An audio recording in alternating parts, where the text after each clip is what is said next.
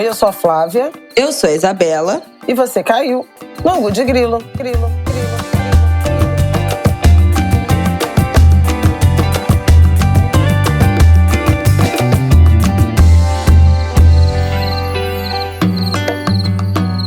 Oi, gente! Boa terça-feira pra vocês, Angulers! Episódio 181 está no ar, gravando aqui nesta segunda-feira, dia 10 de abril. Como você está, Flávia?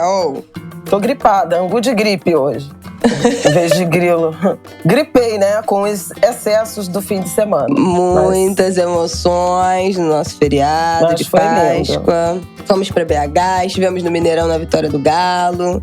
Final de Saímos semana correndo ótimo. para o aeroporto, porque a gente tinha um voo para domingo à noite e o jogo foi alterado de data por causa da Libertadores. Então o jogo que seria no sábado então foi no domingo. Caos. E virou uma correria sem fim e a gente perdeu a resenha de comemoração. Por isso eu não tenho uma foto com o campeão mineiro, meu sobrinho. Estou levemente indignada, um pouco frustrada, diria assim, por conta dessa falta de registro visual.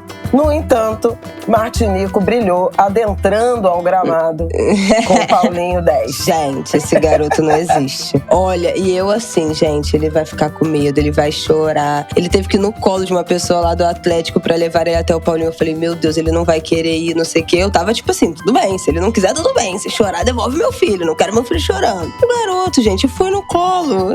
E eu assim, em cólicas, foram tipo, sei lá, 10 minutos entre ele sair do meu colo e entrar no campo. E eu, meu Deus, cadê o meu filho? Eu não tô vendo meu filho, não sei onde tá meu filho. Meu Deus, vamos subir com meu filho. Apavorada, me tremendo inteira. Aí entra a criança, dando tchau pro estádio inteiro. Dando tchau. O hino tocando e ele dando tchau. Eu falei, eu não acredito nisso, gente. Olha, eu vou te falar, viu? Ele e seu fone. Não, seu fone companheiro. Ele e seu foninho característico. Ele amou. Depois ele passou metade do primeiro tempo do jogo brigado comigo, chorando, porque ele queria entrar no campo. Ele queria ir com o Paulinho de novo. Ele queria entrar de novo. Foi uma treta depois pra ele se convencer que não dava pra ele jogar dentro do campo. Mas enfim, foi ótimo. Martinico dando um show novamente, nos surpreendendo. Sempre falo, né, que as crianças, a gente subestima as crianças. E é fato, meu filho sempre me surpreende. Ele chegou no estádio falando, quero entrar com o Paulinho. E a gente não acreditou. Não. E ele ficou, eu quero entrar com o Paulinho. Não, convicto. É uma coisa impressionante. Eu nem sei se essa palavra que eu falei existe, na verdade. Existe um convicto? Existe, né? Claro. Ah, tá. Convicto, Gente, eu não de tô muito convicção. bem. Era isso. Bom, vamos que vamos. Hoje, nesta segunda-feira, completamos aí 100 dias de governo. No momento que a gente tá aqui gravando, o Lula ainda tá no seu Completamos o Brasil, né? pronunciamento.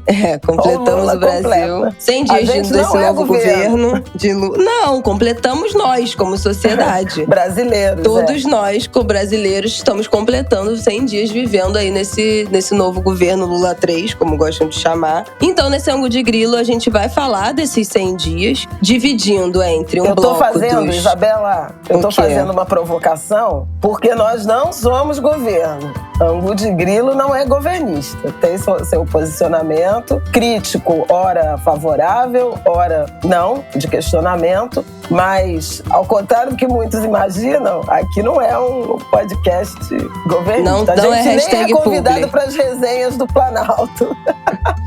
Meu filho, vocês sabem que eu fico me doendo. Eu fico me doendo nas redes sociais publicamente não, mas no privado eu fico, nossa, mas chamar gato e cachorro, eu nunca recebi um convite pra tomar um brunch com o meu presidente. Então assim, queridos, nós, pra sempre ignoradas, né? Eu, pra sempre ignorada como influenciadora, como produtora de conteúdo, fico aqui com a minha dor de cotovelo, mas tá tudo certo que eu sou imparcial. Aqui no Angu de Grilo tento ser imparcial. Não é hashtag publi, por isso a gente vai falar aqui, dividir esses 100 dias em 3 blocos. Vamos falar dos erros, do que teve de ruim aí desses 100 dias mesmo, olhar para esse lugar, fazer nossas críticas. Vamos falar também dos acertos, das retomadas, dos marcos importantes que foram refeitos, atingidos nesses 100 dias. E o nosso último bloco, a gente vai aí olhar aí pro futuro, pro que a gente precisa acompanhar, quais são os próximos passos importantes pra gente ficar de olho e o que esperar a partir desses 100 dias. Então vamos fazer um pacotão aqui, um pacotaço, 100 dias de Lula 3 e vamos que vamos.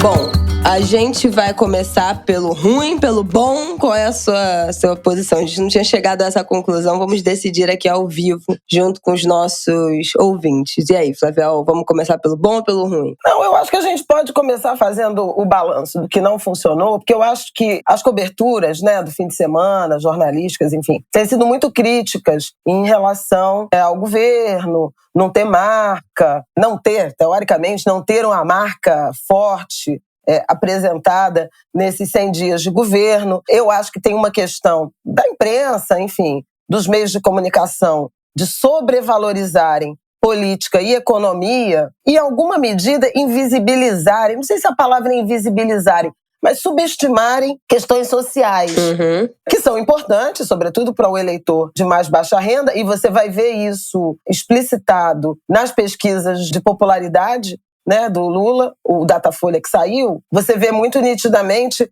uma aprovação maior entre as mulheres do que entre os homens, maior entre a baixa renda do que entre as rendas médias e altas, entre os homossexuais, entre católicos e outras religiões do que entre evangélicos. Então, assim, muito nítido também, ainda muito representativo da fratura que a sociedade brasileira expôs nas eleições. Não significa que o governo não tenha errado, mas assim, depois a gente fala então dos pontos positivos, mas eu acho importante, a despeito dessa crítica, dessa leitura que eu faço em relação a uma ênfase muito maior no ambiente político e na economia, na macroeconomia, eu acho que tem uma desproporcionalidade na crítica, mas há críticas a serem feitas, né? O Lula estruturou um governo, né, de terceiro mandato com um número inédito de ministérios. Parece que da América Latina o Brasil se tornou o país que tem o maior número de ministérios, ou o segundo maior. São 37 pastas. Por que ele fez isso? Em alguns momentos, algumas decisões para reconhecer, inclusive, as minorias que eu mencionei, né? Foi criado o Ministério da Igualdade Racial, que quando existia era como secretaria.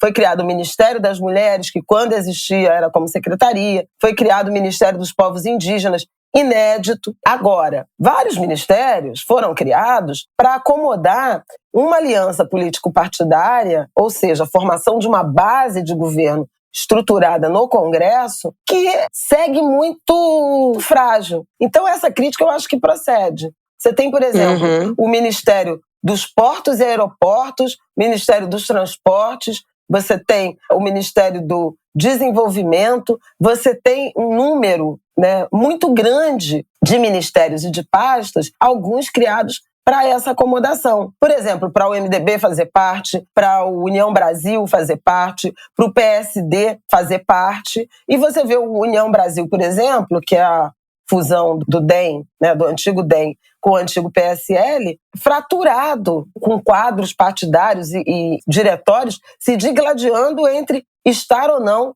na base do Lula. E um partido que está com 3 ministérios e que daqui a pouco a gente vai ver como essa fragilidade ela vai se manifestar na votação das MPs e na votação principalmente do arcabouço fiscal, que é a medida, assim, o projeto até aqui mais importante do governo. Fala. Eu vou falar outra coisa, mas antes um pop-up, que a gente podia fazer um bingo do Ângulo de Grilo, que é quantos minutos até Flavial falar a frase arcabouço fiscal, a expressão arcabouço fiscal. 10 minutos dessa vez. Do ponto de vista da agenda econômica é importante.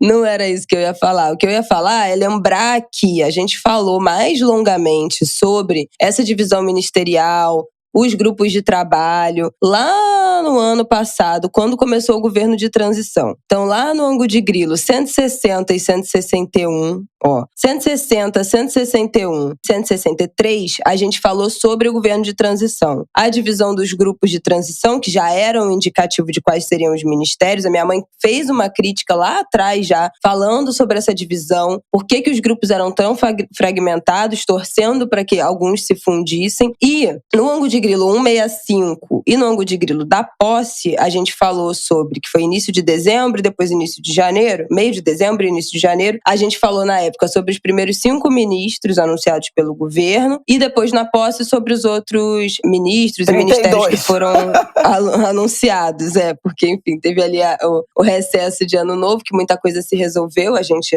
teve um recesso, né, entre Natal e Ano Novo, mas aí na posse a gente acabou comentando isso. Então, para quem quiser entender melhor quais são as implicações dessa fragmentação tão grande, a gente falou disso lá atrás, fica aí esses indicativos aí entre os meses de novembro e dezembro. Mas eu acho também, eu não sei se isso explica, se isso explica e justifica essa quantidade de ministérios, eu acho que a gente vai falar disso no outro momento, mas também é um governo que teve que reestruturar absolutamente tudo, né, do país, porque a gente saiu também de um governo dos super ministérios. Não tinha mais Ministério do Trabalho, não tinha mais Ministério da Cultura, né, virou tudo aquele super Ministério da Economia, o Paulo Guedes, que resolvia absolutamente tudo. Sim, estrutura muito verticalizada. E a outra, não tinha mais Ministério das Mulheres, né, foi aquele grande Ministério da Família e não sei o que, da Damares, então, e que obviamente também não dá conta, não deu conta, né,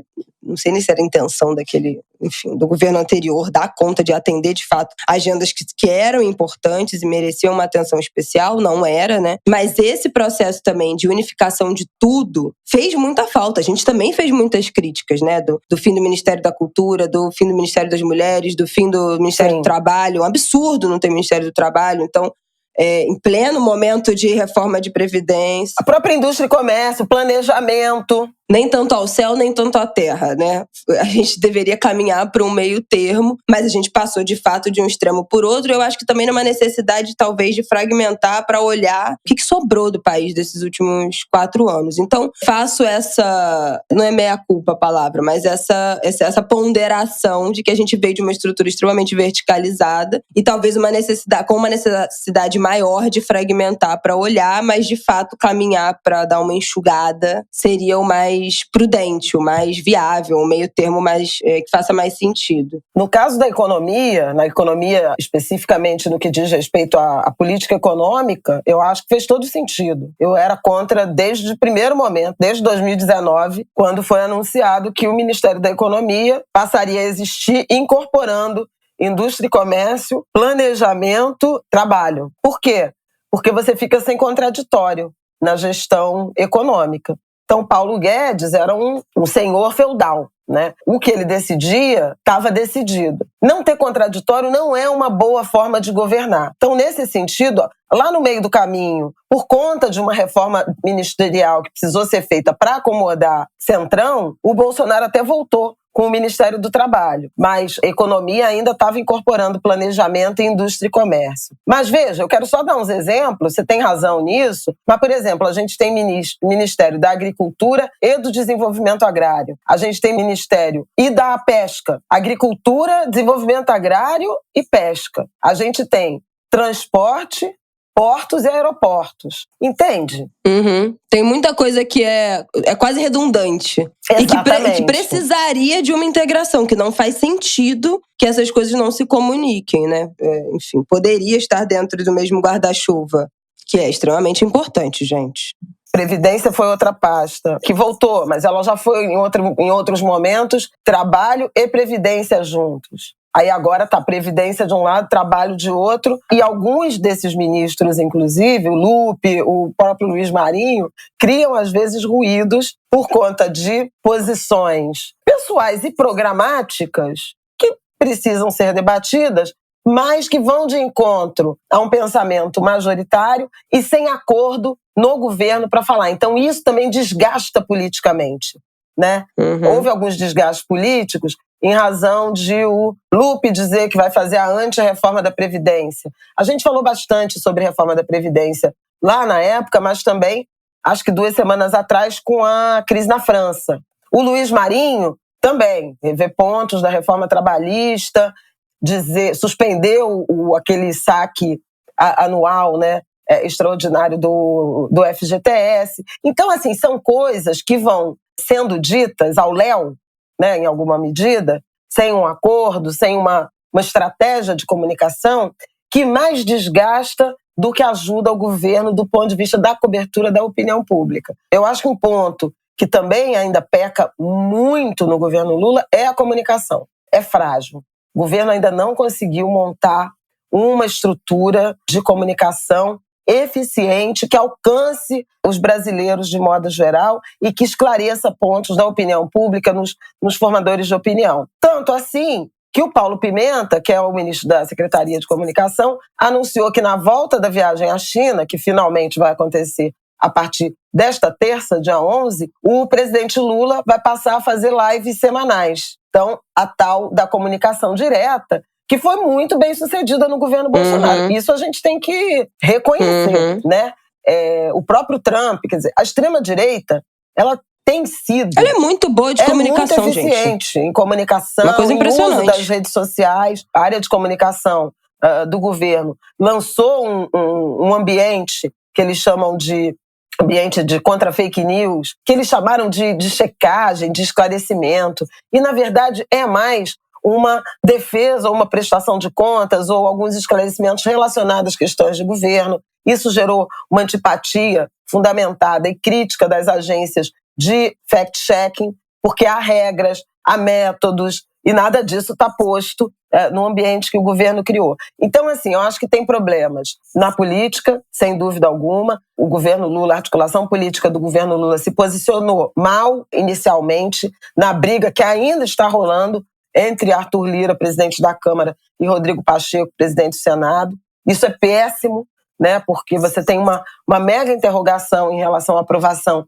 de medidas provisórias importantíssimas, a começar pela primeira delas, a 1154, que reestrutura o governo. Isso tudo que apresenta essa nova... Imagina essa MP caducar. Você não pode apresentar no mesmo ano uma MP, e aí tudo que foi reconstruído, ou que ainda está, né, em reconstrução formal, desapareceria. O governo ficou meio tentando se aproveitar do pensamento do Lira, que era muito melhor, porque sem comissão mista, você aprova na Câmara e no Senado, você tem uma instância a menos de debate, tensão e aprovação. Então interessava aos governos, como interessou ao governo Bolsonaro, e interessaria ao governo Lula manter o modelo que foi instituído provisoriamente durante a pandemia para resolver, para dar mais rapidez e celeridade na aprovação das medidas. Acontece que tudo já voltou ao normal, quer dizer, a OMS não declarou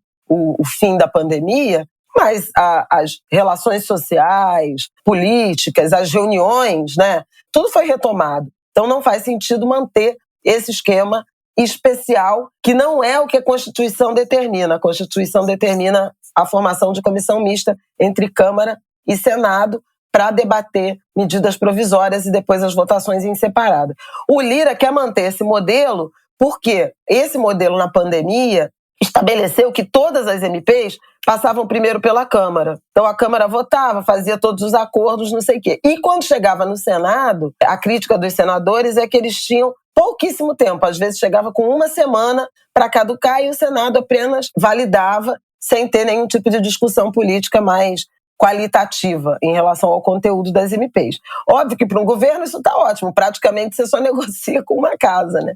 Em alguns casos, o Senado, quando há tempo. Mas a Constituição determina um outro modelo, inclusive alternância entre relatoria e presidência de cada uma das comissões. Ora um deputado, ora um senador, justamente para garantir esse equilíbrio entre as duas casas. É essa briga que está rolando. O Pacheco não abre mão da comissão mista, o Lira também não quer abrir mão do seu modelo ou de mudar a formação da comissão mista. Ele quer mais membros da Câmara, porque são 6 e 6, 6 deputados e 6 senadores.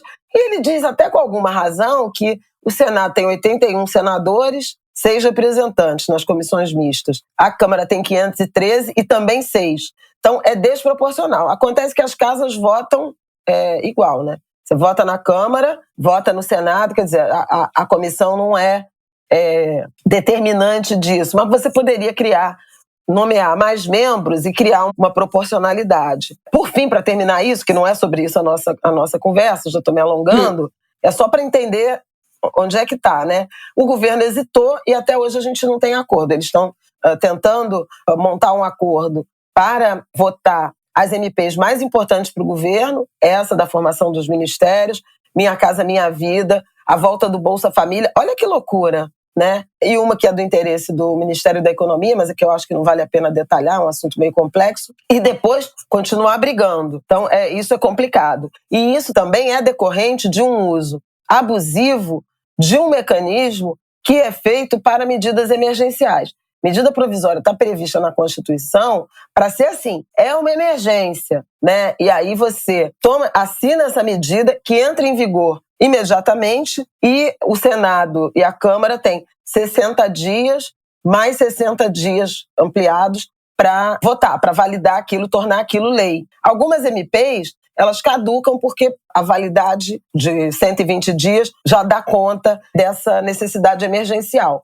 Mas, cara, tudo do governo ser feito com MP gera essa tensão com o Congresso e acho que isso tem estressado, tem criado muita desconfiança em relação a qual é o ambiente político que o governo vai encontrar na Câmara e como, voltando aqui ao assunto, a política é sobrevalorizada no noticiário, você tem uma percepção mais negativa de um governo que, de fato, tem uma bateção de cabeça. Tem uma bateção de cabeça em relação a visões de mundo, a diferenças programáticas. Você vê as críticas a Gleisi Hoffmann, que é presidente do PT, porque defende mais intervenção, e o governo, em tese, né, um governo de frente ampla. Então, tem essa tensão na área econômica, né? O Haddad sofre muito com fogo amigo dentro do próprio governo. O próprio Rui Costa e ele tiveram tensões. E aí isso também respinga nessa também valorização do noticiário econômico, em particular a partir da visão do mercado financeiro.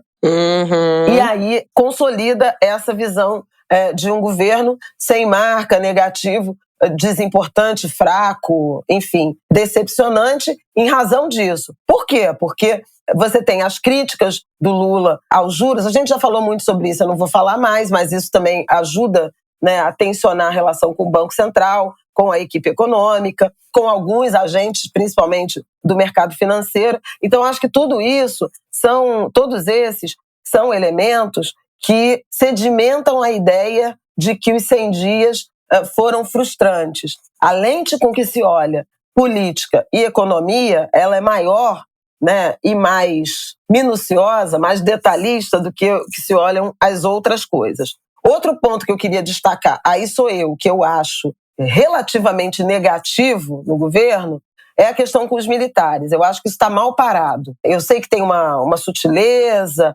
tem uma delicadeza nessa relação por conta do golpismo, por conta de participação de militares no golpe, por conta da percepção que Lula teve da própria ineficiência, digamos assim, talvez dolosa, de autoridades da área de informação em relação ao golpe. É um ministro da Defesa, o José Múcio, muito condescendente, né? E acho que estão deixando passar. Por exemplo, o projeto que o Múcio está articulando para reduzir a participação de militares na política é um projeto que alcança ministros de Estado, então o primeiro escalão, e cargos eletivos. Então, se você para se candidatar, teria que ir para a reserva, né? Para entrar na política, assim como com juízes, e alcançaria policiais, bombeiros, etc. Hoje você pode se candidatar, não foi eleito, volta para o quartel. E isso é atribuído, e é de fato, um elemento de politização forte, né, do grupo. No entanto, eles não estão discutindo nada sobre a ocupação de cargos civis por militares, o que foi uma imensa farra, né, do governo Bolsonaro. Chegou um momento em que havia mais de 6 mil militares da ativa ou da reserva em cargos civis no governo. Esse é um projeto que a deputada Perpétua Almeida apresentou lá em 2021, nunca foi votado na Câmara. Tem o projeto do Carlos Zaratini, do PT, que também vai nessa direção, e até para alterar também o artigo 142 da Constituição, aquele que os militares golpistas e os golpistas de extrema-direita mencionam como sendo o papel moderador das Forças Armadas na democracia, na política do país, de alterar, de dar uma interpretação mais clara sobre isso. Isso, obviamente, não agrada aos militares, especialmente acho que o deputado quer suprimir GLO, aquelas operações de garantia da lei e da ordem, que foi evocada em vários momentos, e que era o que se pedia no 8 de janeiro, porque aí os militares poderiam assumir, né, a gestão, era um pouco do pulo do gato de uma interpretação sobre o golpe, e essas propostas, elas não estão avançando e não estão sendo incorporadas, porque Lula está tentando, não acho que sem razão, mas é que em algum momento eu acho que o Brasil vai ter que se posicionar em relação aos militares. Quero até recomendar o 1985, o filme argentino, que ganhou o Globo de Ouro, que trata disso, de como a Argentina lidou com os militares ao fim da ditadura e como isso foi importante, né, na construção da democracia e na consolidação de um papel muito limitado, restrito dos militares em relação à defesa nacional. Compreendo essa tentativa do Lula de ser paz e amor, né, de tentar um equilíbrio. Ele esteve no Rio de Janeiro outro dia para visitar o projeto lá da Marinha, né, de construção de submarinos em Itaguaí. Enfim, tem tentado se reaproximar, mas acho que esse é um ponto negativo, a meu ver, esse certo temor, essa certa timidez no enfrentamento à questão dos militares, que eu não vejo muito tratada nessa cobertura dos 100 dias e que eu acho que é um ponto importante de trazer. Bom, podemos? Podemos passar para os bons sinais? Tu vens. Eu já escuto os teus sinais. Então vamos para o nosso próximo bloco, porque a gente consegue fazer uma passada aí sobre esses tais marcos que a imprensa está dizendo que não foram atingidos, que não acumulam marcos, mas a gente tem coisas importantes a pontuar aqui também. Então vamos que vamos.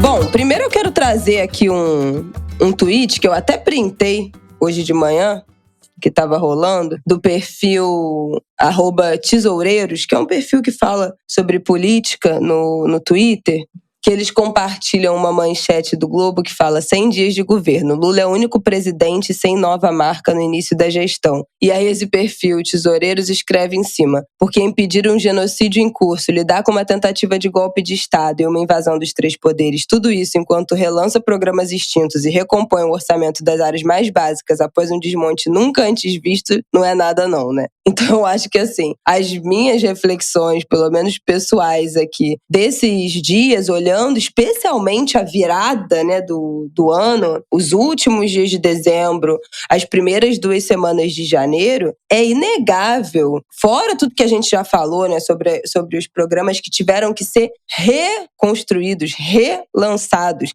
É muito diferente você pegar um governo que eventualmente fez modificações, precarizou um pouco os programas existentes, né, mudou um pouco as coisas, e governos que acabaram com programas de sucesso. Inegavelmente de sucesso. A gente já falou aqui, o Bolsa Família é um programa, assim como o nosso Plano Nacional de Imunização, que também foi sucateado nos últimos anos, o Bolsa Família também é um programa que inspira, que é estudado, que tem visibilidade no mundo inteiro. Já que você falou do programa do Plano Nacional de Vacinação, eu quero lembrar que nessa reunião ministerial em que Lula discursou longamente, né, atrasou nossa gravação aqui, ele usou o PIN do Zé Gotinha. Então isso tem uma carga simbólica importante. Claro. E ele, inclusive, disse que não quer ninguém sem carteira de vacinação trabalhando no Palácio do Planalto. Tem que ter essa exigência, essa condicionalidade que voltou ao Bolsa Família. Exatamente, porque a gente já falou aqui, né? O Bolsa Família tem outras questões além de um cheque de 600, de 1.000, de 1.200 reais. Tem as condicionalidades da frequência escolar, da vacinação. Então, enfim, acho que a gente tá, pelo menos o público do Ângulo de Visão tá careca de saber dessas condições que são absolutamente positivas se a gente pensa no que é viver em sociedade, na importância de todas essas coisas estarem atreladas. Outra coisa que eu ia falar, um pop-up aqui, começa hoje a vacinação da gripe para os grupos prioritários, gente. Entra aí no Instagram, no site da prefeitura da sua cidade, do governo do seu estado, para acompanhar esse calendário, como é que vai ser esse esquema de vacinação, porque a vacinação da gripe começa hoje. O outono chegou com tudo, eu já fiquei doente semana passada, minha mãe tá doente hoje. Gripe, resfriado, vírus respiratório, aquela loucura, além da Covid. Então, vai aí se informar urgente sobre a campanha de vacinação, fecha parênteses.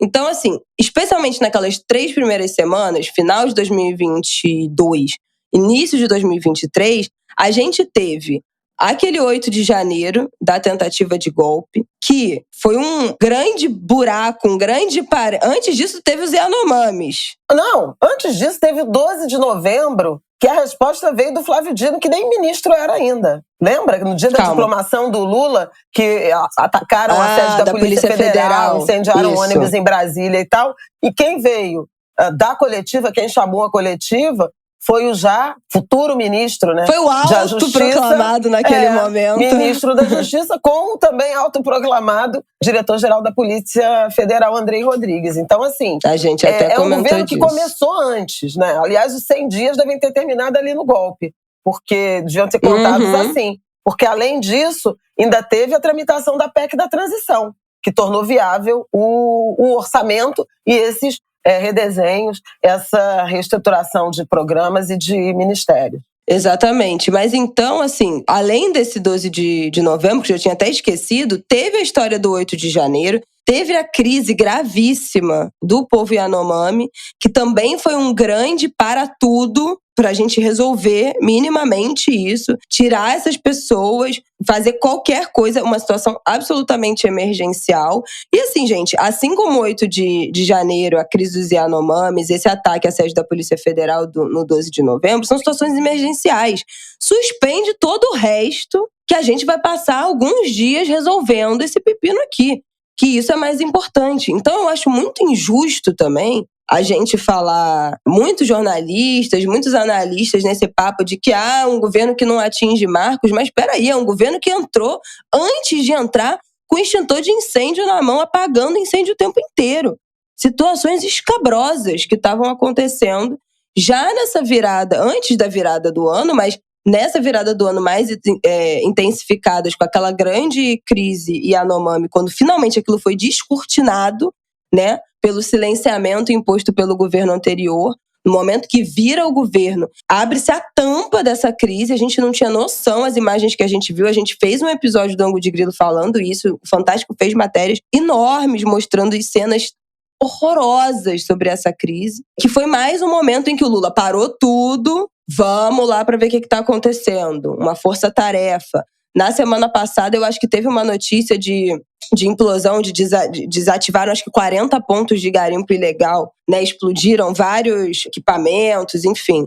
Então, são ações que continuam agora já dentro de um roteiro, de um planejamento, mas teve que suspender tudo para resolver isso, assim como teve que suspender tudo para o 8 de janeiro, que se desdobrou numa medida, né, no afastamento de 30 dias do governador do Distrito Federal. Houve uma intervenção federal na segurança pública do Distrito Federal que removeu o Anderson Torres, que já tinha sido pré-exonerado pelo Ibanez Rocha no meio daquele caos, e indicou o Paulo Capelli, que é o sub do Flávio Dino, secretário executivo do Flávio Dino, como interventor. Então, praticamente, o Flávio Dino assumiu a segurança pública. E foi uma medida super importante, porque houve quem quisesse a tal da GLO, o que deixaria o Exército, né, os militares com as mãos. Então, foi um poder civil que foi instituído ali naquele momento. Na sequência, o ministro Alexandre de Moraes afastou por 90 dias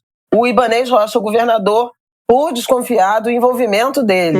E depois restituiu a função a ele antes do prazo de 90 dias. Ele reassumiu o governo do Distrito Federal, mas o secretário de Segurança, também a intervenção federal já foi concluída, mas com orientações e nomes em larga medida negociados e avalizados pelo governo federal, pelo governo Lula. Ao mesmo tempo, Lula articulou aquela reunião em Brasília com todos os governadores, né, com Arthur Lira, com o vice-presidente do Senado, porque Rodrigo Pacheco estava fora do país, com a presidente do Supremo Tribunal Federal, ministra Rosa Weber. Então, gente, olha só, eu acho que se não tivesse acontecido mais nada, né, nos 100 dias de governo, esse já seria um ponto que marcaria um início bastante positivo de um governo. Um governo e bastante posicionado frente a essas crises emergenciais. A democracia venceu. Nos 100 primeiros dias, e na verdade nem levou 100 dias, né? Levou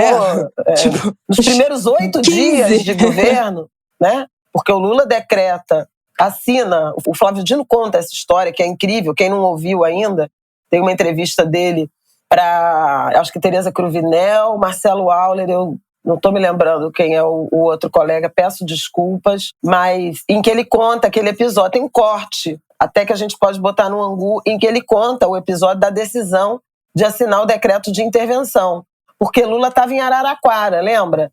Choveu demais, teve gente morta, desabrigada e tal, e ele foi para Araraquara. Tanto que depois da entrevista para a Natuza, Nery, na Globo News, ele diz, se eu soubesse que aquilo estava em andamento, eu não teria viajado para Araraquara. E ele viajou porque achou que estava tudo sob controle. Ia ter uma manifestação de bolsonaristas, seguiam aqueles acampamentos golpistas, né, com a leniência do exército. Isso reforça o que eu falei no primeiro bloco em relação aos militares. E aí ele estava fora e o Flávio Dino, quando toma pé da situação, sugere o acordo de intervenção, o decreto de intervenção, que o Lula diz, mas como é que eu vou assinar isso? Eu estou fora de Brasília. Ele falou, presidente, imprima isso que eu lhe mandei, assine e me mande, fotografe e me mande por WhatsApp. No WhatsApp, e de posse daquele WhatsApp, surreal, isso. Ele imprimiu, entregou para o Capelli e falou, agora vá lá e assuma a Secretaria de Segurança. Eu fico arrepiada de ouvir essa história, porque é assim, é a tecnologia, aquela toda. É uma loucura, gente. Mas, ministro, o senhor tem certeza disso? Porque ele falou, assuma agora, porque o presidente da República te nomeou interventor. E foi por WhatsApp, antes de sair no Diário Oficial, antes de tudo. Então, assim, a situação era extremamente grave e a resposta foi rápida e eficaz. Houve uma tentativa de golpe de Estado com ataques às sedes dos 3 poderes da República, com destruição, sobretudo, do Supremo Tribunal Federal. E isso foi debelado em horas, né? Então, assim, a democracia venceu. E isso já tinha vencido nas urnas, mas não foi suficiente para aquelas pessoas. Sim. E acho que isso é motivo suficiente para você fazer uma avaliação positiva em relação a ações, atos, marca de um início de governo. Se o início de governo, que tem como marca derrotar um golpe de Estado, atribuído a ele que não tem marca, patético, justamente essa desproporção na forma de enxergar a República, que eu acho que pesa mais para a política e para a economia. Vai. Eu achei aqui o trecho que o Flávio Dino conta essa história. Vou deixar aqui no descritivo do nosso episódio. Foi numa entrevista com a Tereza Cruvinel e o Rodrigo Viana, isso mesmo que você falou. E vou deixar o link aqui desse trechinho que ele conta essa história da assinatura pelo WhatsApp. Mas é absurdo, é uma leitura absurda que minimiza ações importantes, emergenciais, que foram tomadas, extremamente posicionadas no sentido de manutenção e reafirmação da democracia brasileira. E isso fica diminuído por esse noticiário obsessivamente econômico, voltado para o mercado, e a taxa de juros, e a economia, e não sei o quê. Não que não seja importante. Mas a gente viveu momentos absolutamente delicados, né, nesse início de governo. Deixa eu só dar um crédito aqui, que é o Portal 247, Brasil 247. Foi no telejornal Boa Noite 247, né, no programa Boa Noite 247. E tinha o Marcelo Auler também, Rodrigo Viana, Tereza Cruvinel e Marcelo Auler. Meu querido amigo, eu tinha esquecido do Rodrigo Viana. Esse depoimento é depoimentos para a história, quando o Dino fala. Então vai. E aí, continuando, a gente falou aqui, eu acho que vale a gente pontuar, outros marcos importantes. Se fazem questão de falar, outros portais dizem que não teve marcos, no Angu de Grilo a gente vai pontuar marcos que são importantes a partir de outro olhar. Qual é a marca do governo? Gente, mas fala de marca e fala de marcos. Pois é, mas assim, esse enfrentamento foi e essa defesa um posicionamento da democracia. Ponto. Dupla ou quase tripla. Se a gente pensar no 12 de novembro, a urna foi um marco, né? O resultado das urnas. O 12 de novembro, que foi o dia da diplomação. E a partir da posse, o 8 de janeiro, são 3 vezes em que você reafirma o compromisso com a democracia brasileira, com as instituições, com a participação das instituições. E eu acho que isso é a coisa mais importante que aconteceu até agora, em que pese várias outras que a gente vai enumerar, e eu já falei da PEC da transição, não vou voltar nela. Isso. E foi antes, acho que a gente pode foi pontuar. Antes do governo assumir a PEC. Acho que a gente pode pontuar a retomada de ministérios importantes, como a gente tinha falado ainda agora, e a gente já falou muito aqui, né? A importância do Ministério da Cultura, de igualdade racial, de direitos humanos, o quanto a gente elogiou, se emocionou também com o Ministério dos Povos Indígenas, essas posses, os discursos de posse, né? O discurso da Sônia Guajajara, o discurso do Silvio Almeida, o discurso da Aniele foram extremamente importantes também. E acho que direciona esse governo para um olhar ao povo brasileiro que a gente já não estava nem mais acostumado, né? Com tamanha sensibilidade, empatia, solidariedade, de enxergar de fato as nuances e a diversidade do povo brasileiro. Isso já estava uma coisa até fora do nosso radar, né? Todo mundo ficou surpreso com esse grau de civilidade desses discursos de posse. A gente já, enfim, esmiuçou vários desses discursos aqui no Ângulo de Grilo. O Ministério das Mulheres também. E acho importante, dentro desse olhar para o povo brasileiro, a gente pontuar aqui, né, que a minha mãe até, eu falei, né, da crise dos Yanomamis, dessa ação integrada na virada do ano de resgate, de cuidado emergencial dos povos Yanomamis, mas também entender que essas operações continuam, como noticiado semana passada, as operações continuam de desativar, né, os garimpos ilegais, de explosão de equipamentos, então não foi algo lidado só ali na emergência, né, então tipo, o povo está com fome, está doente, vamos dar remédio e comida. Que isso não resolve, né? A gente sabe, especialmente nessa situação que a gente está falando de invasão de terras indígenas. A gente falou aqui também na semana passada, ainda falando desse direitos de povos indígenas e comunidades e povos tradicionais, das novas medidas do Ministério de Igualdade Racial. Foi na semana passada ou retrasada que a gente falou aqui no Angu, que inclui a demarcação, acelerar o processo de demarcação e titulação dessas terras. Isso. Que foi um compromisso do governo anterior não titular, né? Não demarcar, não titular. Então, um compromisso assumido pelo governo anterior foi diretamente esse. Não vamos dar uma terra a mais para povo tradicional, indígena, quilombola, nenhum. Então, é um governo que já colocou isso nessas metas. A gente falou sobre isso na semana retrasada, então acho que vale a pena ouvir isso e também a retomada da Lei Rouanet, das frentes do Ministério da Cultura que foram anunciados recentemente. Paulo Gustavo, Lei Aldir Blanc. Importantíssimo quanto a gente falou do desmonte da cultura, da desvalorização da cultura, não apenas do ponto de vista da economia criativa, no quanto a economia criativa é importante para o Brasil, fomenta a nossa economia, o nosso turismo também, e o quanto isso ser desmontado também tem um impacto muito grande na economia, o quanto a pandemia também atrapalhou, para além do sucateamento, né, o quanto a necessidade de quarentena, né, de isolamento, também foi muito difícil para a nossa cultura. E essa retomada, ver essa retomada é um alívio, né, também desses últimos tempos, dessas últimas semanas. A gente falou disso no Ângulo de Grilo outro dia. E outro ponto de sensibilidade importante, que foi mais um respiro do nossa, meu Deus, como isso é... A gente tinha até esquecido que isso acontecia, e eu queria que você comentasse que tinha pontuado isso, foi a visita, né, do Lula e ministros a São Sebastião, no meio do carnaval, assim como em Araraquara, nesse momento do 8 de janeiro, mas das tragédias que têm acontecido, como o governo volta, né, o presidente, o governo voltam a ser os primeiros a se pronunciar, a soltar suas notas de solidariedade, de pesar, de lamento, de repúdio, e que isso é muito importante, que pode parecer, é um tweet, mas é extremamente importante ter um governo atento e presente na solidariedade e levando essa imagem de importância para as nossas tragédias, os nossos desastres, que têm desdobramentos muito maiores, a gente fala sobre isso aqui, mas que ter esta presença num governo que era incapaz de soltar uma nota nota de pesar e de lamento é uma mudança gigante no sentido do olhar empático, sensível, preocupado Sim. e do que é o dever, de fato, de um governo, né? De zelar pela sua população. E repara que essa é uma leitura política, porque objetivamente o Lula não comparece para cavar, né? Mas é uma presença política, solidária, de liderança. Então é engraçado, porque eu falei assim, há uma sobrevalorização do noticiário político, vou fazer até uma ressalva a mim mesma, noticiário político partidário, né? Dos arranjos políticos. Porque ir a Araraquara foi ato político, ir a São Sebastião, né, e a São Paulo naquele momento, de um governo de oposição, né, algo até hostil, né, naquele momento, foi super importante e se deu durante o curto período de férias de carnaval que o presidente se permitiu estar na Bahia. Quando a gente teve 1 ano antes, 2 anos antes, o presidente andando de jet ski em Santa Catarina quando a Bahia estava submersa.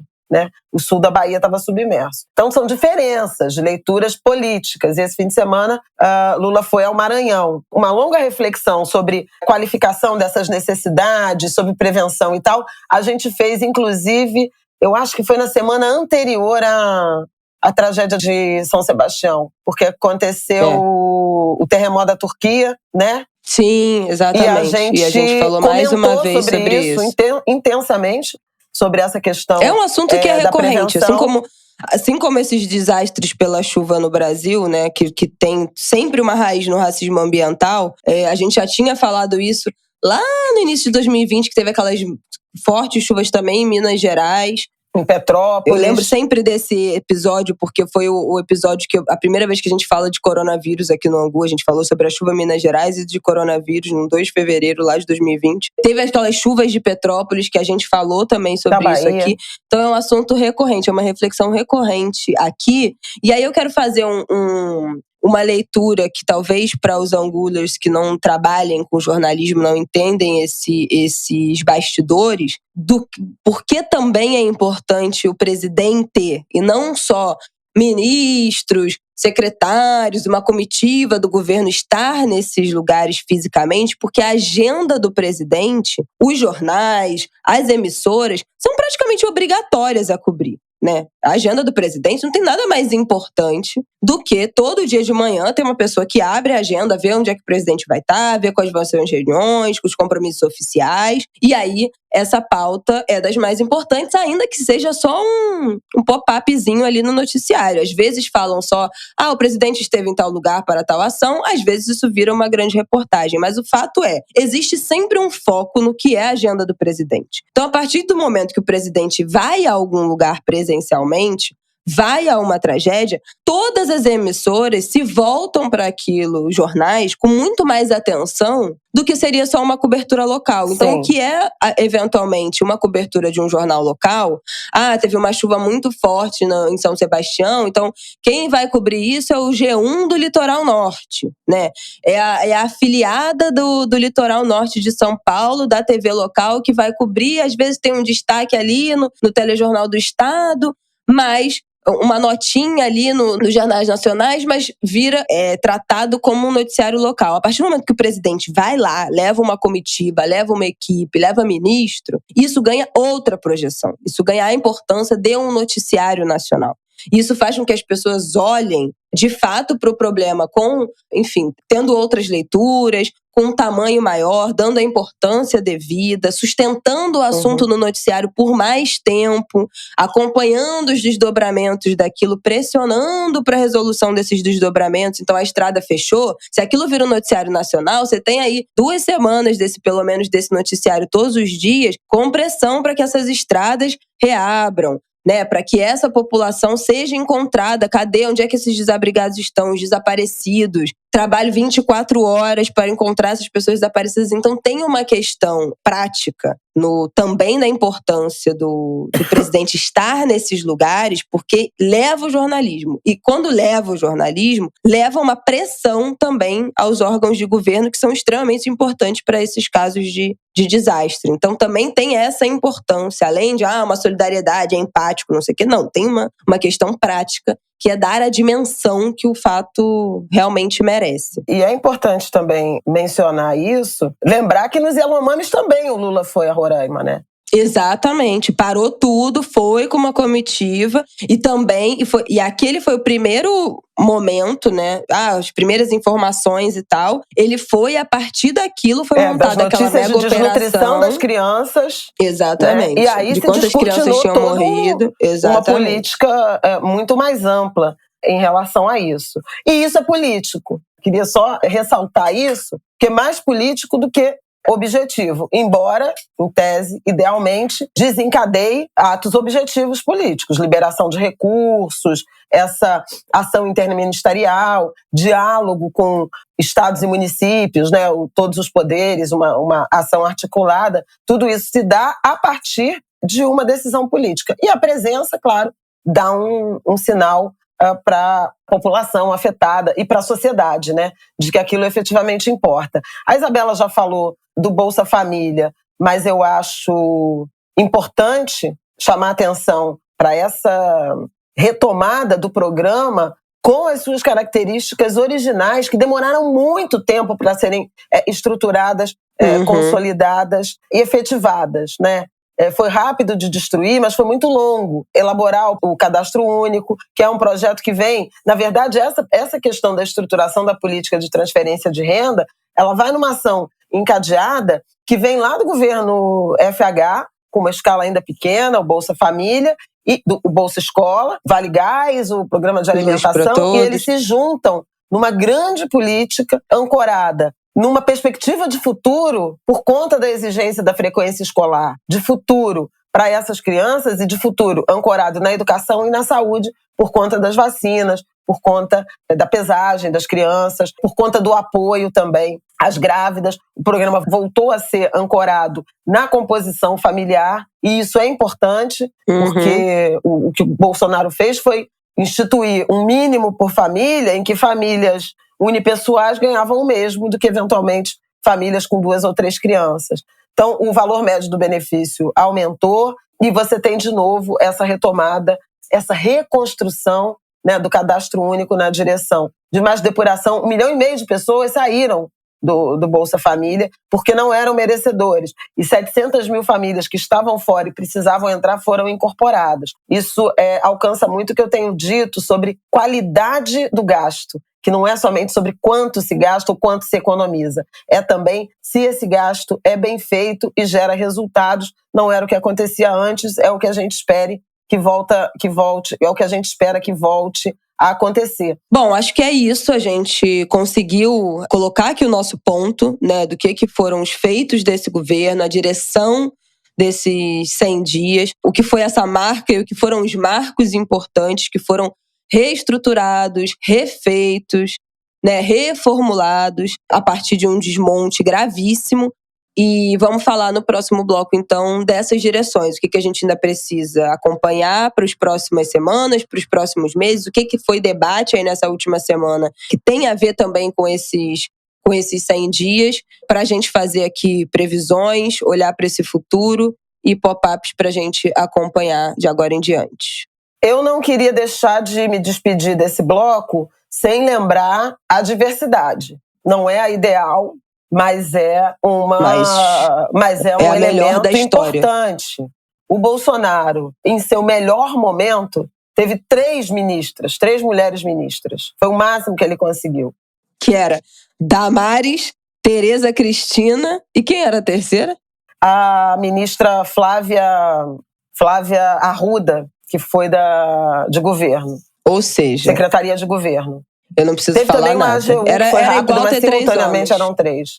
A gente até tem que um pouco relativizar o que significam, né, 3 mulheres num governo de extrema-direita. 3 mulheres a serviço, né, do patriarcado. Com essas ideias. Mas, assim, um ministério diverso do ponto de vista de gênero, de raça. Não é ideal, não tem paridade, né? Seria muito bem-vinda. Mas, ainda assim, é o mais diverso. E tem também em orientação sexual, embora as pessoas não se declarem, né, desse jeito. Mas, assim, tem ministros e ministras que têm relações conhecidas, homoafetivas, e tudo bem, eles não fazem disso uma bandeira para se colocar no ministério, mas é importante também a gente lembrar desse eixo. Você tem o ministro Silvio Almeida, que é um homem de axé, declarado, né? O filho de Xangô. Então tem diversidade também do ponto de vista religioso. Eu acho importante a gente pensar isso. Ainda tenho críticas? Tenho. Não é paritário, vários desses ministérios mais diversos são os que têm menos orçamento. Mas ainda assim, o Lula fez a primeira ministra da Saúde, mulher ministra da Saúde da história do Brasil. Inacreditável. Né? O Brasil nunca tinha tido uma ministra da Saúde. Inacreditável isso. E teve uma ministra da Educação, que foi no governo Figueiredo. Enfim, a Isolda Crespo perdeu o cargo pro Camilo Santana. Isso depois a gente fala, mas... Não, a gente já falou disso aqui. Já falamos bastante, a gente vai falar, a gente não falou muito de educação. E eu acho também importante, tem algumas contagens, né? Os veículos, né, fazem contagens sobre cumprir 1/3 das promessas, cumpriu 40% das promessas, cumpriu metade das promessas, mas a gente tem que qualificar também que promessas são essas, né? Porque, assim, o Bolsonaro cumpriu várias de suas promessas, que não necessariamente, ou que necessariamente foram promessas que prejudicaram a sociedade brasileira. Não demarcar território indígena ou quilombola, cumprir essa promessa de não demarcar, é uma coisa terrível, né? Armar mais a população, flexibilizar o acesso a armas, foi uma tragédia que está expressa aí no aumento de feminicídios, entre outras. Gente, né? Não pode ser só um check numa lista. Exatamente. Né? É uma obsessão por produtividade. Era melhor não ter Mas cumprido. isso fala muito. Isso fala muito da nossa sociedade, que é uma obsessão por uma produtividade vazia. Pode fazer qualquer merda, desde que tenha um check lá na lista, tá tudo certo. O importante é contabilizar aqui o que foi feito. Um absurdo, mas retrato dos nossos tempos. Vamos pro nosso próximo bloco. Vamos pro próximo bloco. Bom, então vamos pro nosso último bloco, que a gente vai falar aqui um pouco do que vem aí e do que a gente precisa ficar de olho. A gente pontuou 2 coisas aí da última semana que fazem sentido, né, da gente nomear aqui. A primeira é um grupo de trabalho interministerial sobre violência nas escolas, e aí queria que Flávia falasse isso. E também a decisão, inicialmente, que parecia ou foi anunciado ou foi compreendido como uma suspensão do novo ensino médio, mas depois o Lula veio para falar que não ia ser uma suspensão total, que ia ser uma suspensão temporária para uma consulta pública e reavaliar e readequar essa proposta do novo ensino médio. Vamos falar disso, mas vamos começar pelo grupo de trabalho da violência nas escolas, porque essa segunda-feira que a gente está gravando, eu acho que muitos ouvintes nossos são professores, têm filhos em idade escolar e parece que, pelo menos aqui no Rio de Janeiro, que eu tenho ouvido de conhecidos, está tendo um pânico completo, tanto nas redes, né, nas redes sociais, no WhatsApp das escolas públicas, de pais, alunos de escola pública, quanto de particulares, de ameaças, de um pânico geral de novos ataques. Então, essa história não acabou, né? Na verdade, o começo desse trabalho aí precisa ser multidisciplinar. Espero que esteja só começando, porque o pânico, as consequências estão a toda nessa segunda-feira. Desde o final de semana, né? Mas nessa segunda-feira também. Isso é grave, né? Porque tem gente que se aproveita efetivamente desse ambiente de temor, né? Foram 2 ataques seguidos na escola de São Paulo, que deixou morta a professora Elizabeth, e depois a tragédia em Blumenau, com 4 crianças vitimadas, né? E eu posso adicionar o episódio aqui do Rio de Janeiro, que foi aquilo que a gente até comentou na semana passada, de um pré-crime, mas era também efetivamente uma ameaça, né? Uma ameaça à escola que foi mapeada. Aliás, desde a semana passada, por conta do nosso Angu, né, e por conta desse ataque, eu tive contato e li o relatório de transição do grupo de transição de educação, um conjunto de especialistas. Esses pesquisadores, inclusive, alertaram nesse relatório, que eu acho que a gente pode botar o link, ele está disponível na internet, que o termo correto é pensar em violência às escolas, violência com esse AS, né, o A craseado, ou violência contra as escolas. Esse é um tipo de crime, né, de ameaça, que está relacionado a um agente externo. Ainda que seja um aluno ou um ex-aluno, mas é algo diferente do que você falar em violências nas violência escolas escolar, que agregam né? várias Eles criticaram muito também esse termo. Exatamente. Violência escolar, porque parece que aqui a escola pratica, mas nas escolas também, né?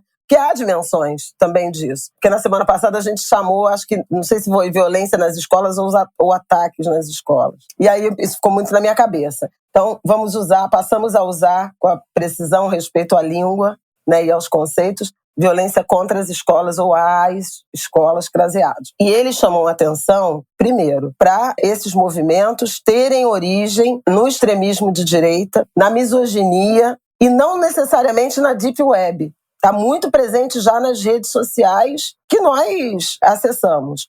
YouTube, TikTok e outros episódios também relacionados à violência contra a infância e a adolescência, que também a gente já mencionou aqui. Isabela tem falado bastante disso. Então, o grupo de trabalho que o governo montou foi interessante, porque a partir da segunda tragédia, eles se apressaram um pouco mais. E se tem uma crítica que eu acho que dá para fazer ao Lula, ele não se posicionou, estava afastado com a pneumonia, e não se posicionou sobre a questão da professora Elizabeth, aquele ataque lá em São Paulo. Mas na semana passada ele ficou particularmente comovido, mexido com isso, com a morte das crianças, óbvio, porque, enfim, é pai, avô, é bisavô. Não, gente, eu não quis ver todo nada. Mundo, né? Não conheço ninguém que não ficou absolutamente... Eu vi assim, eu li as notícias, eu não assisti nenhuma entrevista. Foi horrível de ver, de comentar, de tudo. Eu tenho filho em creche, não tenho possibilidade de passar por isso. E assim, o desafio, que aí se insere também, vou resumir em uma palavra os desafios do governo nessa área de educação, que é óbvia, mas que alcança várias outras áreas. É a articulação com os outros poderes. Eu acho que o governo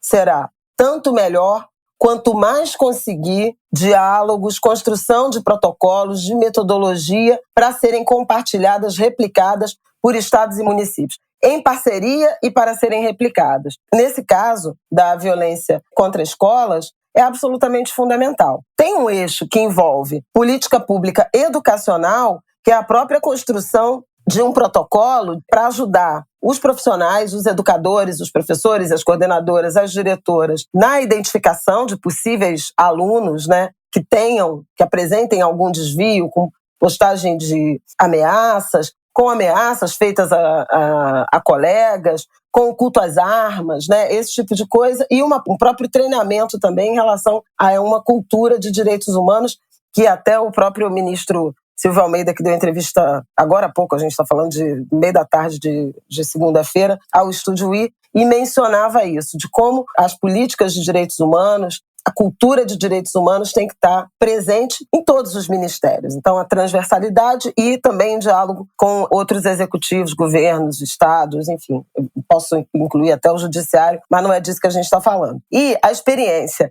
relacionada à educação, a esse GT, tem a ver com isso. O ministro Camilo, ele esteve à frente das coletivas, dessas entrevistas, mas do grupo fazem parte, obviamente, por óbvio, o Ministério da Justiça, o Ministério dos Direitos Humanos, eles adicionaram o Ministério da Saúde, que foi um ponto que a gente tocou também aqui na semana passada, a Secretaria de Comunicação do governo, né, por conta de uma necessidade de campanhas, de culturas, né, de respeito, de superação desse ódio, né, que alimenta muito, cultura e esportes, por envolver escolas. Agora, qual é a questão? A ênfase inicial e mais forte foi do Flávio Dino em relação à liberação de uma verba de 150 milhões, que muitos especialistas acham insuficiente, para reforçar um programa que eles chamam de programa de ronda escolar, que são estruturas de patrulhamento, uma espécie de patrulhamento comunitário, né, em que os policiais conhecem as diretoras, as escolas e circulam naquela região. É mais suave do que polícia na escola, mas se relaciona a policiamento, a presença policial, a segurança pública nesse sentido do policiamento. Um outro eixo que ele anunciou e que me parece, e para os especialistas desse GT de transição que eu comentei também, é o reforço do Departamento da Polícia Federal dedicado a esses crimes, essas ameaças e esses crimes cibernéticos. São 10 policiais lotados nisso no momento e o compromisso é de aumentar para 50, que vão fazer monitoramento de redes. E eu mencionei aqui que naquele caso do Rio de Janeiro, foi o Google que identificou um conteúdo, né, de ameaça a uma escola no YouTube e avisou a Interpol. O Silvio Almeida anunciou que desde hoje, dessa segunda, 10 de 10 de abril, o Ministério da Justiça está treinando, ou começou um treinamento, nos atendentes do Disque 100, que é aquele de denúncia sobre violações de direitos humanos, para que as pessoas saibam como atender, como receber, como codificar, como transcrever denúncias de ameaças às escolas. Isso pode ser interessante porque você vai ter uma interface com o Ministério da Justiça e Polícia Federal e muita gente tem a percepção do risco, mas não sabe como agir, né? Normalmente procura a escola, não é que não deva procurar a escola, mas acho que pode valer a pena também essa contribuição do Disque 100. Então, uma articulação desses ministérios que, obviamente, precisa passar por diálogos com prefeituras e com governos do Estado. Muitos não sabiam o que fazer. Outros fizeram até o limite, né, como a gente viu no caso de São Paulo. Taboão da Serra identificou o aluno, houve denúncia na polícia, houve chamado ao conselho tutelar, houve tentativas de marcação de consultas e o aluno acabou transferido e cometendo o crime na escola para onde ele foi transferido. E que inclua, segundo os 2 ministros disseram, protocolos, atuação, acesso não só às escolas públicas, que são os principais alvos, sem dúvida alguma, mas também às escolas particulares. A creche de Blumenau era particular, né? Era uma escola privada. Então, assim, acho que tem esse desafio pela frente, essa agenda de ameaças, né, de violência contra escolas. Ela é crescente, a gente mencionou isso aqui na semana passada, os estudos da Unicamp mostrando que praticamente metade dos ataques registrados nos últimos 20 anos aconteceram a partir de meados de 2022. Então você vê esse aumento e isso está gerando, e por isso a importância da polícia, uma onda de boatos, né, circulando em rede social, de ameaças generalizadas, levando pânico para pais e mães que obviamente não se sentem tranquilos, que costumavam encarar a escola como um espaço de cuidado, de segurança, de proteção, e hoje veem ou temem ver, né, a escola transformada num espaço de violência e ameaça. Em que pese as dimensões de violência aí nas escolas ou contra a escola incluem também, por exemplo, operações policiais, como é o caso do Rio de Janeiro. Na mesma quinta-feira da tragédia de Blumenau, houve uma operação policial na Maré, né, que deixou 21 escolas e praticamente 7.500 alunos das redes estadual e municipal sem aula, além de clínicas da família e tal. Isso é violência também. Eu acho que fosse sério se o Brasil não banalizasse essa atuação institucional, que ela é racista, é de classe. Nenhuma operação ocorreria se tivesse horário escolar. Nenhuma escola seria fechada por isso, como acontece em outras áreas da cidade que não as favelas. Então, acho importante pensar numa articulação que vá além, que obviamente o centro hoje da crise é essa questão das ameaças, mas que vá além disso, e aí isso passa por essa política de direitos humanos atravessando as outras políticas. O outro tema que a Isabela falou é esse grupo de trabalho que vai ser instituído para debater a reforma, o novo ensino médio. Ele já estava em vigor, né? Porque 2021 era uma meta do primeiro ano, 2022 o segundo ano, ou 2023 o terceiro ano e 2024 o Enem já sob esses parâmetros. E uma lei que foi instituída em 2017, né? Que ele foi de fato aprovado. Isso. 17, ainda governo Temer. Que tem, e aí eu li algumas coisas de especialistas, principalmente das pessoas mais críticas, que tem os pontos que são positivos. Por exemplo, o aumento da carga horária. Por exemplo, a ideia de tentar universalizar o ensino integral.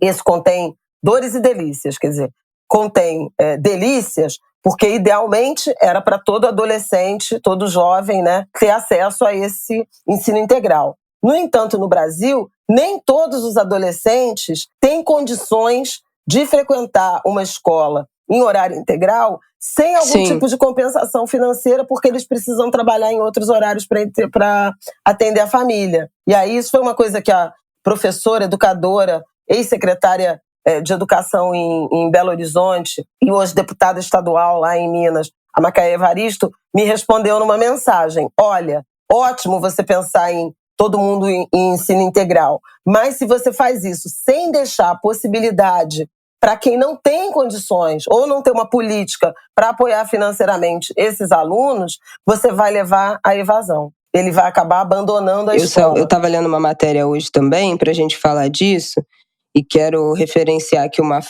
matéria do Brasil de Fato. Eu, enfim, não sei exatamente o que dizer desse portal, mas eu achei essa reflexão muito importante do Fernando Cássio. Ele é um pesquisador de políticas educacionais e professor da Universidade Federal do ABC, que ele fala que esses cursos técnicos profissionalizantes vão ser substituídos por matérias importantes, né? Vão ser substitutos de matérias importantes como ciências, sociologia, filosofia, história, química, mas que não vão formar de maneira sólida os estudantes. E aí ele fala que essa mesclagem torna o ensino superficial, de curta duração, e que os estudantes mais pobres vão ser mais prejudicados no acesso à educação. E aí ele fala que o principal necessidade de investimento, que não é... E aí ele faz uma crítica, uma coisa que eu já ouvi vários educadores também falando, dessa mentalidade de que a escola tem que se tornar o tempo inteiro mais atrativa para o aluno, que tem que ser divertido, que tem que ser prática, numa coisa quase esse papo empreendedorismo, né? Eu acho que essas coisas caminham muito juntas, essas mentalidades. Arrisco fazer esse palpite e essa relação. E aí ele fala que a evasão escolar não é motivada pelo simples desinteresse na escola, é motivado pela pobreza. Um aluno não deixa de estar na escola, de estudar, porque é chato, porque é entediante, simplesmente por causa disso. Isso não tá legal, eu vou aqui ficar em casa coçando. Não é por isso, né? A evasão escolar é fortemente ancorada na pobreza, na necessidade de gerar renda para a família. Então não vou perder o meu tempo, entre aspas, né? Se perder esse tempo na escola, se tem gente passando fome, se eu não tenho dinheiro para me alimentar. E a gente sabe que muitas crianças e adolescentes se sustentam na escola pela alimentação. Quantas milhões de vezes a gente já falou isso, né? Como o fato da escola oferecer lanche, almoço, janta, café da manhã, enfim, dependendo do horário, como isso é extremamente importante para a manutenção dos alunos na escola, além do que a gente acabou de citar aqui também do Bolsa Família, demandar a frequência escolar. Mas esse negócio de que a escola é desinteressante para os alunos e por isso eles vão embora, não é verdade. Não é verdade. Não, essa não é a verdade. Agora, como ex-aluna, eu saí do colégio em 2013, né? Me formei, vou fazer 10 anos fora da escola nesse ano. Gente, presta atenção que a idade está chegando para mim. De fato, eu acho que assim, hoje em dia eu tenho uma visão. Na época, eu achava muitos dos conteúdos desnecessários, né, fracos, no sentido de ter muito pouca aplicação prática na vida. Eu sentia muito falta de conseguir relacionar aquela teoria, especialmente em exatas, com aplicações ali no meu dia a dia como adolescente, como uma futura adulta, né? Tinha muito pouca interdisciplinaridade. E a proposta do Enem já era muito diferente de como a gente aprendia. Então, o Enem, quando eu fiz em 2013, 2012, 2013, já tinha uma proposta interdisciplinar, né? Com essas áreas de conhecimento, que é como se pretende dividir o ensino médio a partir de agora, mas já tinha uma proposta que parece fazer muito mais sentido na teoria. Porque, de fato, as coisas se completam. A gente está aqui falando de economia, mas a gente também, em algum momento, fala de geografia, fala de geopolítica, fala de história. Essas coisas são complementares, os conhecimentos são complementares. A gente fala de biologia, a gente fala de química, a gente fala de alimento, né? De uma economia, fala de alimentação, das commodities, do arroz, da falta de comida. A gente está falando de agronegócio, a gente está falando de natureza. Então, todas as coisas são interdisciplinares. Essa segmentação, de fato, é uma questão. Agora, que aí são as críticas, que eu, por favor, também peço a contribuição lá no nosso grupo do Telegram, aos nossos muitos professores e professoras que estão lá no nosso grupo do Telegram para falar desse ponto de vista deles em sala de aula, que houve muito pouco tempo para que os professores e as escolas promovessem a qualificação, porque um professor que era professor de história agora tem que dar uma aula que é interdisciplinar. E não foi ensinado a isso, né? Tem que ter um conhecimento também de outros conteúdos que não teve essa capacitação, especialmente no momento da pandemia. Gente, pelo amor de Deus,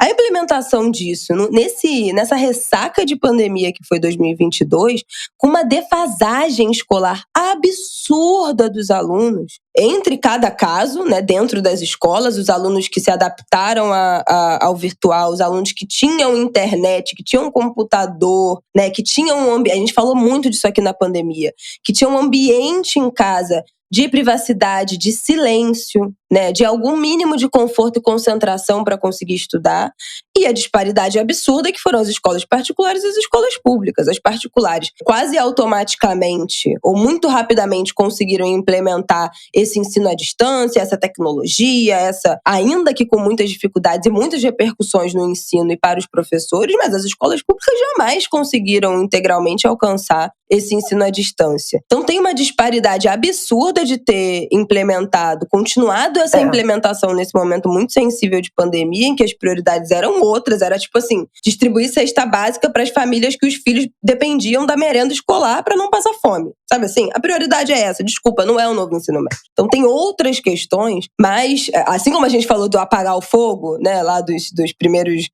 semanas do governo, o debate da educação foi outro. Isso não era prioridade, não podia ser de fato prioridade. Então tem várias questões sobre o aumento da carga horária do ano letivo de 800 para 1.000 horas. Então também é um aumento de carga horária que sobrecarrega os professores. A disciplina projeto de vida, que pode na teoria ser extremamente interessante, mas não tem na lei quem é que tem que dar essa disciplina, não foi formulada adequadamente. Então, é um psicopedagogo, é um psicólogo, é um professor, qual é essa qualificação? Porque isso pode ser, é uma disciplina que é extremamente importante se for tida como responsabilidade, mas pode ser uma disciplina para instrumentalizar os alunos a partir de um ponto de vista fundamentalista, religioso, né? Se qualquer um pode entrar em sala e dar essa disciplina, quem é que tá falando disso? Tanto nas escolas públicas, mas principalmente nas escolas particulares. Pode ter a ver com militarização, várias questões, né? Pois é, tem muitas. Então, assim, é óbvio que eu enxergo. E eu acho que todo mundo, né, gente? Eu acho que até os professores e os alunos enxergam que existem ganhos na teoria desse projeto. Mas a decisão, toda a formulação foi feita com pouquíssima consulta pública, foi um processo que não foi democrático como deveria. A implementação... Foi autoritário, especialmente professores e alunos, né? Não foram ouvidos. Exatamente! A implementação é escandalosa, né? Se pensar pouco investimento, no pouco recurso, pensado muito na prática das experimentações, de laboratório, de conceitos práticos, que na teoria é lindo. Eu estudei num colégio que tinha laboratório de física e laboratório de química, desde, sei lá, do meu 9º ano, mas isso é a realidade das escolas públicas. Como é que você bota isso na base e não prepara as escolas? Não tem investimento suficiente para preparar as escolas para receber esse conteúdo e tem que ser uma implementação assim, sem dar tempo de capacitar os professores, readequar o ambiente escolar, né, fazer isso com a calma devida. Então, eu acho que a ideia da suspensão era tipo um parem as máquinas, pelo amor de Deus, que é o que os professores e os alunos estão pedindo. Isso.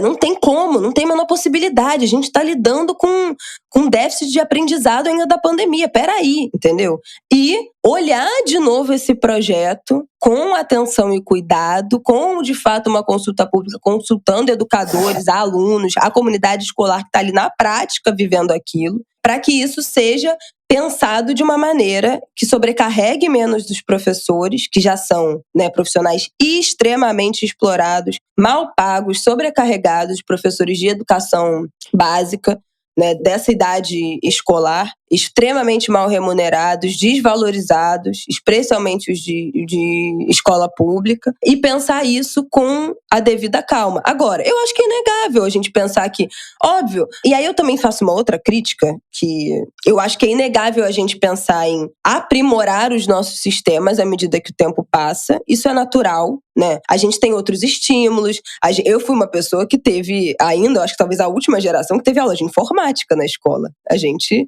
né? Nem todo mundo tinha computador em casa, como muita gente continua não tendo, mas a gente tinha aula de informática para aprender a ligar o computador, para aprender a mexer, escrever um texto. As crianças de hoje em dia devem achar isso bizonho, né? A geração alfa, que nasce já com um celular na mão, deve achar bizarro a gente ter tido aula de informática com aqueles monitores de tubo. Mas assim, a tecnologia chegou, né? As demandas hoje em dia são outras. Então é natural que esses sistemas tenham que ser realmente reavaliados e repensados para fazerem sentido com o tempo que a gente está vivendo. Agora, levando em consideração a diversidade da população, a diversidade, as discrepâncias de renda, a desigualdade de renda, as diferenças territoriais, né, isso tudo é relevante. Uma demanda que tem uma base nacional comum, né, o BNCC, comum curricular, que é para padronizar, mas são experiências muito diferentes de um estado para o outro, de uma comunidade ribeirinha para... É uma coisa absurda. De um município para o outro, de um bairro para o outro. E assim, tem uma crítica sobre o aumento de desigualdade justamente por isso. Quer dizer, escolas privadas têm uma condição maior de adequação rapidamente do que o setor público, embora tenha alguns estados mais avançados que outros, e o Ceará do Camilo Santana é citado, inclusive por isso se dizia que ele era resistente à suspensão ou à revogação, que foi o nome que deram, e hoje o próprio presidente da República falou, não é que o Camilo fosse resistente, estava no nosso programa de governo que ia haver essa revisão, e eles estão cumprindo isso. Vamos ver do que sai. Agora, tem duas questões aí importantes, né? Eles estabeleciam, acho que passava de 2.400 para 3.000 horas-aulas no ensino médio, mais 1.800 das disciplinas básicas, matemática, português, aí linguagem, ciências, e 1.200 dessas outras disciplinas que poderiam ser escolhidas pelos alunos. A carga de humanas diminuiria, né, porque não é tão valorizada. E muitas escolas começaram a oferecer pacotes sobre nada, que não tinha eventualmente só para cumprir carga horária, ou eventualmente nem oferecer. Então também tinha um viés, muita denúncia de um comércio que estabeleceu a partir dessas disciplinas, enfim, livres, digamos assim, né, desse novo... E a outra coisa é que 20% da carga poderia ser aplicada em ensino à distância, o que também gera várias preocupações. Qual é a qualidade desse ensino à distância, principalmente pensando na escola pública. Então, assim, tem muitas questões sobre isso, de pessoal capacitado para essa interdisciplinaridade, mesmo das básicas, que a Isabela já mencionou, dificuldade de rede pública de municípios melhores implementarem isso, por falta de recursos, por falta de condições de infraestrutura das próprias escolas, esse 20% de educação à distância e a adoção pelo Enem, o Enem passar a considerar esse regime, né, o novo ensino médio, sem que todas as escolas tenham efetivamente se adaptado, porque você vai produzir desigualdade também no Enem, né? Então, dos pleitos era que então você pudesse optar por uma prova do ensino médio, novo ensino médio completo, ou só da carga de disciplinas básicas, para você ter como se submeter a essa prova, né, os estudantes. Foram das coisas que eu li. De modo geral, eu acho que educadores e estudantes eram, até em uma boa parcela, pela revogação total, né? Outros eixos de educadores e muitas ONGs que se relacionam, que estão nesse mercado de educação, a favor dessa consulta, dessa suspensão, para analisar, porque reconhecem que há deficiências na legislação. E muito do ensino privado, ou um público de estados que tiveram mais condições de se adaptar, querendo a manutenção, contrário a qualquer tipo de interrupção. É claro, porque eu conversei com uma grande amiga minha, coordenadora numa escola, que já implementou o novo currículo. E ela, inclusive, ela que conduz a disciplina de projeto de vida com o ensino médio. Eu perguntei isso pra ela, um dia que a gente se encontrou, ela falou, amiga, na escola tá super bem os alunos, e ela é, assim, super ativista, super militante nesse sentido. Ela falou, na escola funciona muito bem porque a gente teve condição de implementar. Então, os alunos fizeram as suas escolhas, o currículo é bem redigido, os professores foram treinados, a disciplina de projeto de vida quem dá sou eu, então Então, ela é psicóloga, ela tem uma história, um estudo que faz com que ela tenha responsabilidade para questionar os alunos, para fomentar esse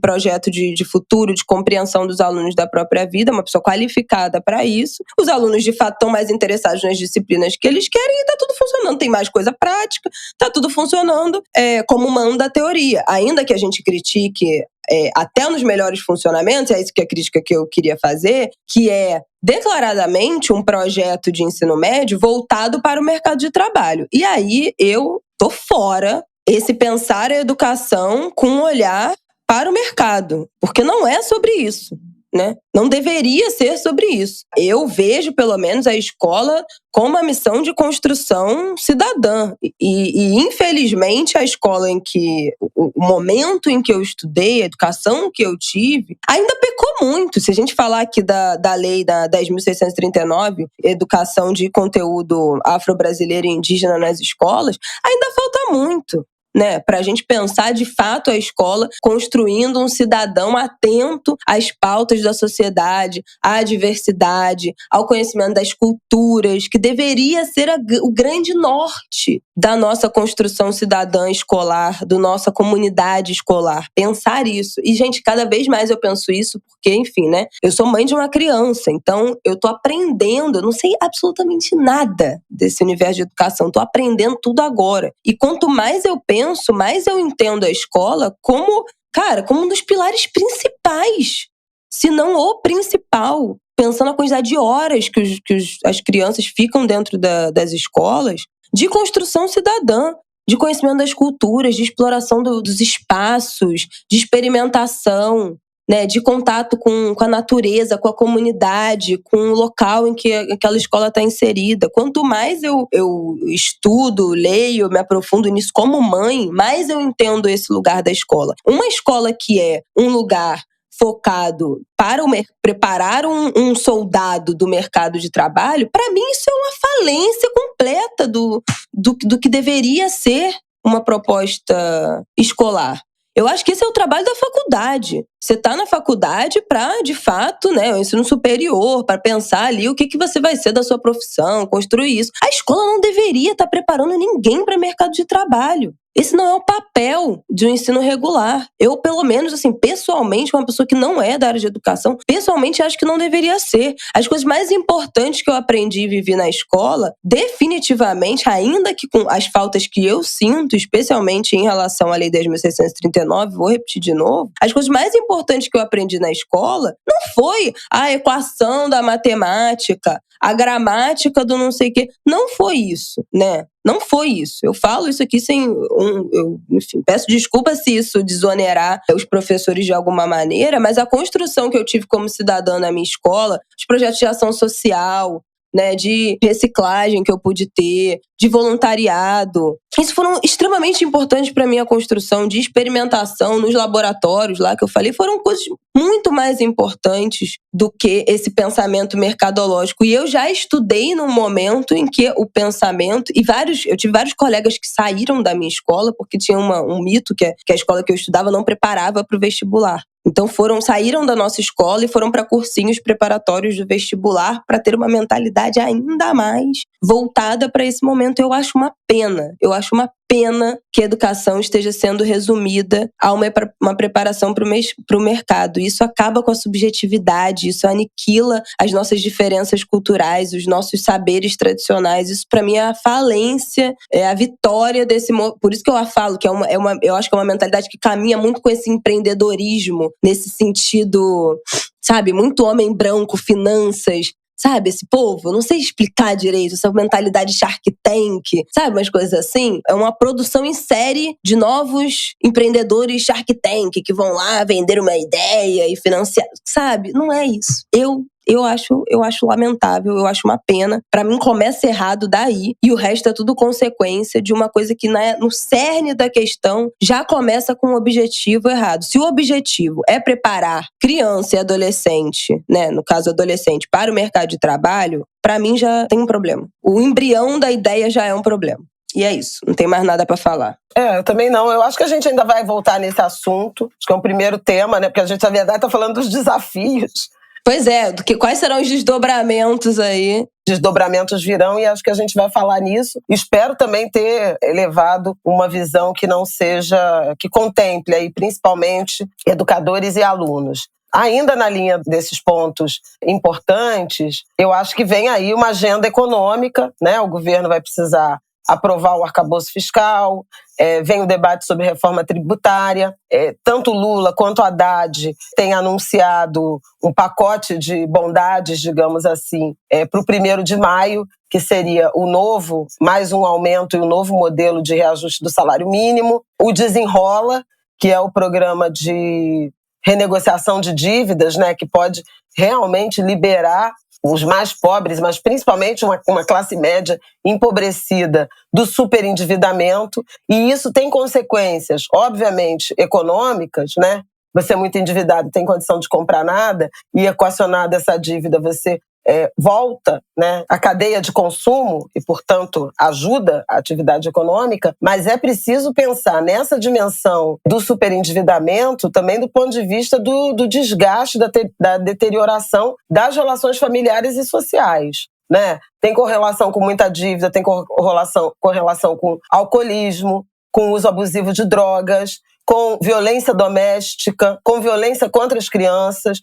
com divórcios, né? Eventualmente até com tentativa de suicídio. Então tem uma dimensão que não é só econômica, é social e é até de saúde pública. Então, importante nessa direção. E a correção da tabela do imposto de renda com isenções cada vez maiores para faixas médias, né? O Alckmin até falou hoje em isenção até quem ganha até 2.640, que beneficia outras classes porque aquela passa a ser a base de cálculo, outros níveis de renda. O Lula está muito preocupado com principalmente essa classe média que ganha de 2 a 5 e de 5 a 10 mínimos, e é um número robusto, né, considerável de brasileiros que estão menos satisfeitos com o governo. Então tem uma série de medidas aí na área econômica que poderão vir com repercussões no curto, no médio e no longo prazos. Pode ser que abra esse espaço para o Banco Central finalmente reduzir os juros, e ele voltou a criticar a alta taxa de juros. Mas acho que tem desafios que passam por outras medidas que não somente tributação, não sei o quê, e que podem ajudar, inclusive, no que diz respeito à inflação. Um vespeiro é a política de preços da Petrobras. O governo quer mexer nisso, não sabe como. Na semana passada, o ministro de Minas e Energia, Alexandre Silveira, mencionou essa mudança e foi um caos. As ações da Petrobras desabaram, a empresa veio a público dizer que não tinha conhecimento de nada disso, que não tinha mudança no horizonte. Enfim, esse é um tema que na verdade, vem desde o governo Bolsonaro. Bolsonaro tentou várias vezes, né? E acabou interferindo de um jeito indireto, tirando a arrecadação dos estados a partir do ICMS. Mas é um problema do Brasil. Se o país tem uma decisão de que sua principal estatal e os importadores, né, sua principal estatal, leve em conta a variação internacional do preço de petróleo e derivados para fazer frente a um mercado que foi liberado e hoje é 25% a 30% controlado, operado por concorrentes, né, por operadoras privadas, estrangeiras ou não. Obviamente, se ela sofrer uma interferência, né, de governo sobre uma mudança na política de preços, ela vai estar interferindo em alguma medida no mercado como um todo, no qual ela é dominante, ou se prejudicando ou perdendo dinheiro em relação aos importadores, ou inviabilizando a importação, que pode levar a desabastecimento. Então esse é um ponto. Talvez o caminho seja o famoso fundo de estabilização, que é o momento em que, quando o petróleo está mais barato, você paga um imposto maior e o governo acumula caixa para, quando ele subir,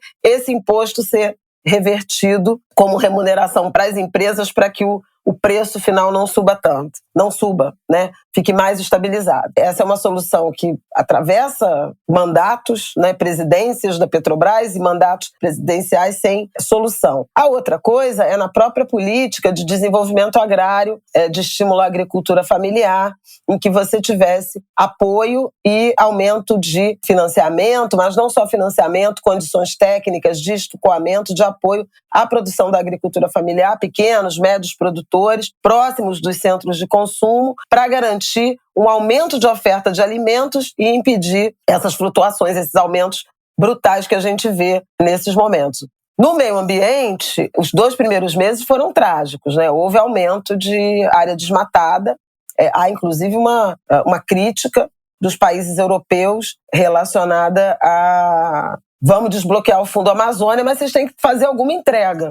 Quer dizer, a desconfiança é de que os desmatadores estão aproveitando os momentos em que não tem uma política organizada, o próprio Ministério do Meio Ambiente está se reorganizando, a estrutura de fiscalização está sendo recomposta para desmatar. E o foco desse início foi a história do garimpo, né? Dos Yanomamis, né? Sim, claro.